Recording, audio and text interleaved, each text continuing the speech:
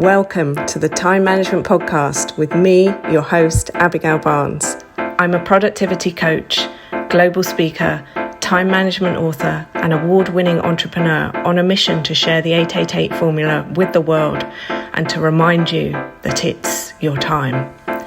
Leave it to me to bring you new time management tips, tricks, tools, and strategies, to introduce you to guests, research, and case studies from around the world, and to give you a simple 5-step process you can follow to uplevel your productivity, achieve your goals, and create a life that exceeds your wildest dreams.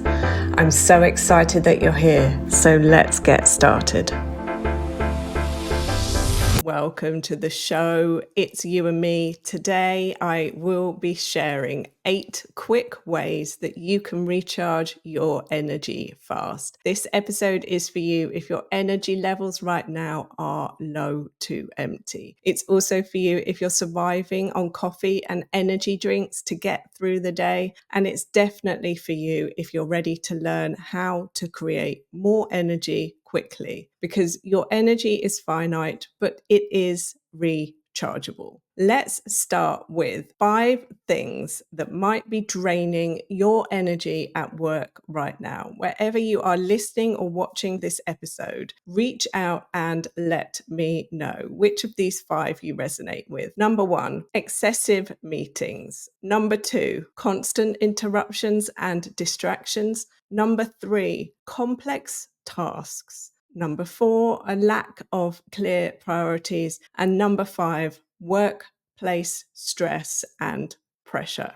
Which of those 5 things are draining your energy at work right now? Perhaps it's one of them, perhaps it's all of them. Reach out, let me know. I'd love to hear from you. Because when I have conversations with people on a daily basis, I am hearing things like the back-to-back meetings that I don't feel I need to be in, the constant interruptions, the fact that I get into a productive zone and then I need to go to a meeting to talk about something else. My energy just constantly feels zapped and I'm overwhelmed. If that's you, you are not alone. These are conversations, as I said, that I am having on a daily basis, because these brains of ours were designed to keep us alive. They weren't necessarily designed for the high level demands that we are putting them on all day, every day. We've got the prefrontal cortex, we've got the hippocampus. The prefrontal cortex is there for planning and decision making. The hippocampus is there for the memories that we need. There are neural pathways in there that are linking it all up and making sure that these computer brains of ours are doing what we need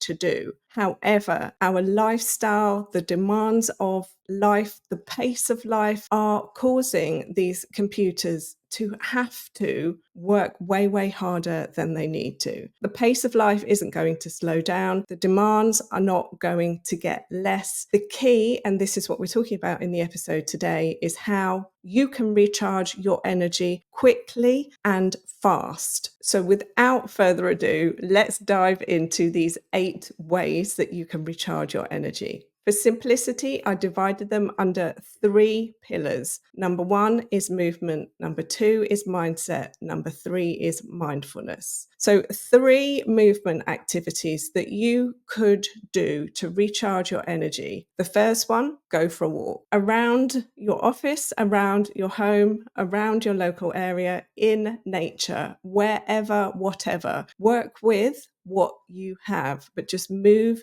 your body, because in moving your body, you are moving your energy, and in moving your energy, you are recharging yourself. The second thing that you could do is you could do a quick HIIT circuit. The third thing you could do is a quick yoga flow. I'm going to tell you at the end about a way that you can access some free training with all of this to help and support you. The second pillar is mindset activities. So you could read a book, you could journal, aka write things out that are on your mind right now, or you could do a gratitude exercise listing things that you are grateful for. This works because you are changing what you are focusing on. You are noticing things outside of what was taking up your brain space and energy, and it is enabling your mind to focus and refocus. The third pillar are mindfulness activities, meditation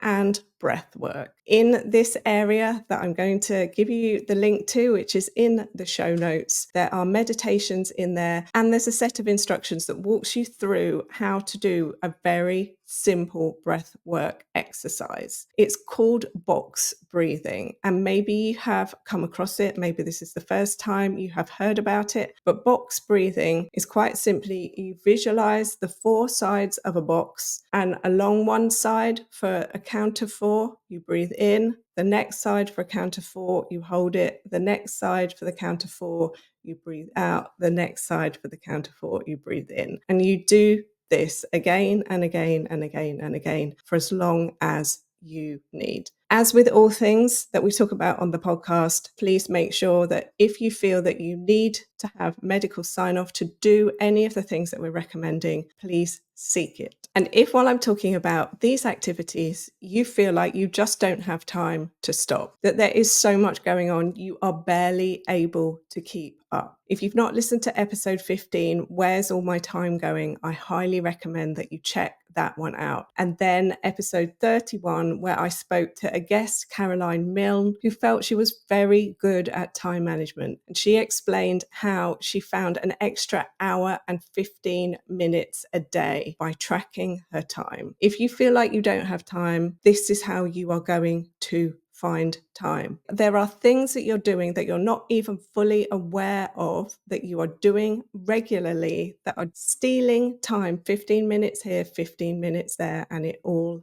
adds up. 3 more episodes to check out. Episode 39, Efficiency versus Effectiveness. This is how to play the productivity game, because not everything we are doing on a daily basis needs to be done. Episode 23, how to juggle your work-life responsibilities without burning out. That is a key one in this day and age. There is a huge conversation around work-life balance, and some people love it, some people hate it, but we're not discussing the words. We are discussing the concept and the possibility. How can I allocate my time in order to feel like I am living the life I want to be living? And then we've got episode 19, where I shared our traffic light formula with you, which is the simplest way I know to tame an unruly to-do list. I definitely recommend that you check that out too. Homework for this episode. If you haven't already, audit your time. The links are in the show notes. Homework number 2.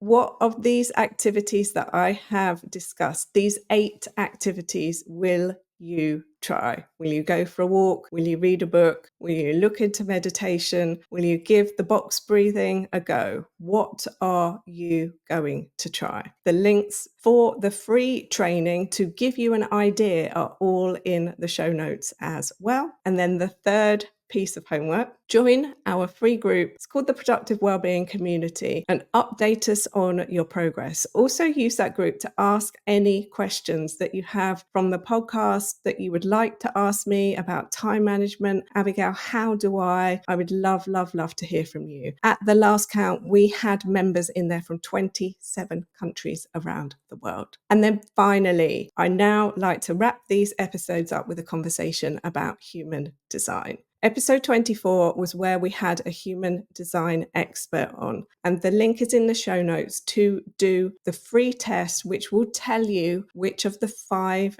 energy types you are. It will tell you a lot more as well, but for the benefit of today's episode, I am going to talk about the 5 energy types with reference to how these energy types actually use their energy, recharge their energy, and how these energy types are productive, because it's slightly different by type. So let's start with the 5 energy types and how they are recharging their energy. So we have a generator, a manifesting generator, a projector, a manifester, a reflector. To find out which one you are, take the free test. The link is in the show notes. If you are a generator, generator, then you will be able to recharge your energy by engaging in enjoyable activities, doing things throughout the day which you find fun. So that by the end of the day, you are finishing physically tired. You then go to bed, wake up the next day, and your energy is recharged. If you're a manifesting generator, it's very similar, but you are also keeping the energy moving by prioritizing satisfaction. If you're a projector, you will need to take regular breaks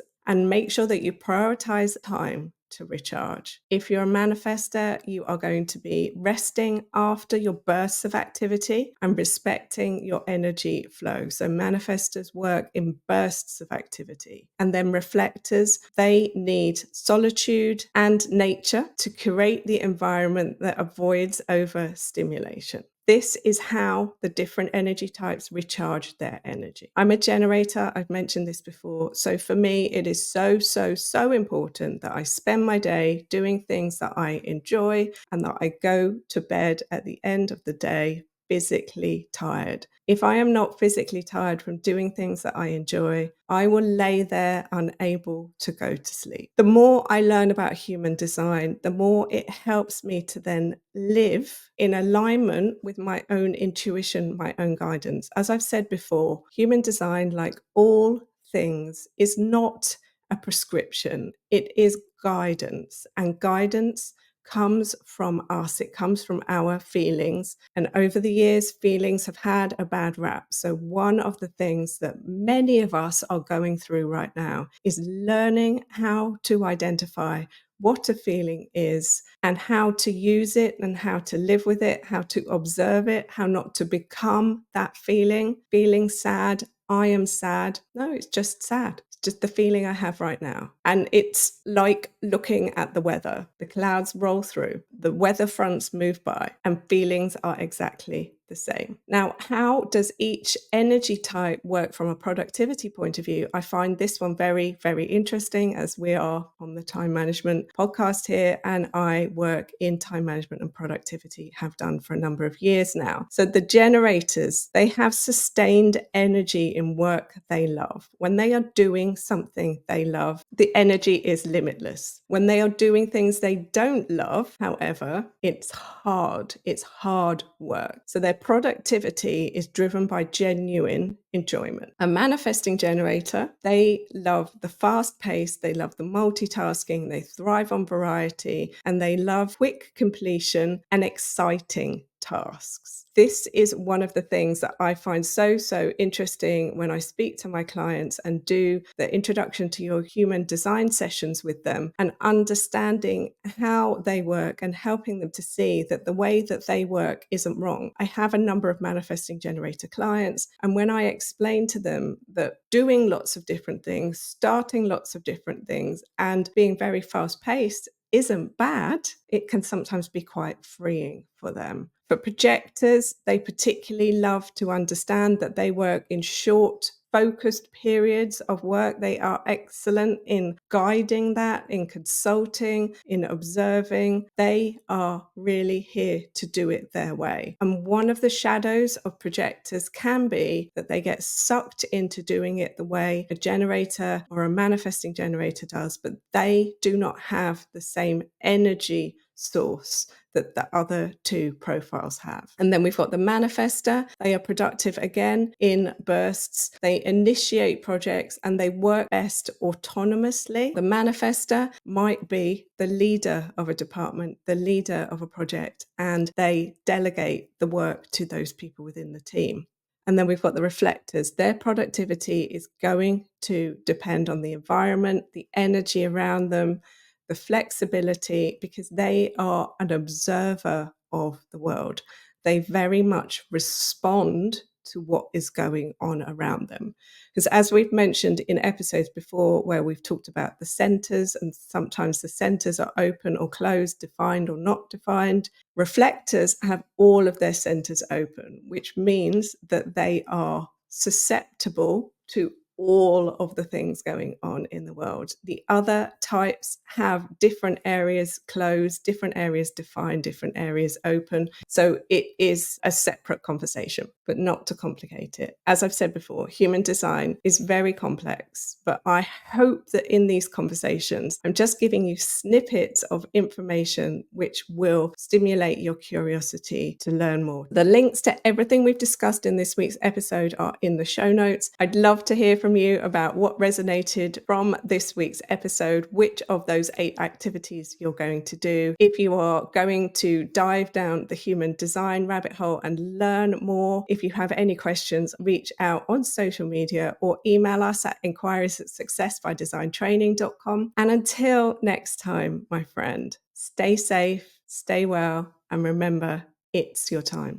Thank you so much for tuning into today's episode. If you loved what you heard, be sure to let me know by leaving a review so I can keep the good stuff coming. Come and say hi on Instagram at Success by Design Training, or visit my website successbydesigntraining.com, or connect with me on LinkedIn. Just search Abigail Barnes. Until next time, don't forget, you are amazing and it's your time.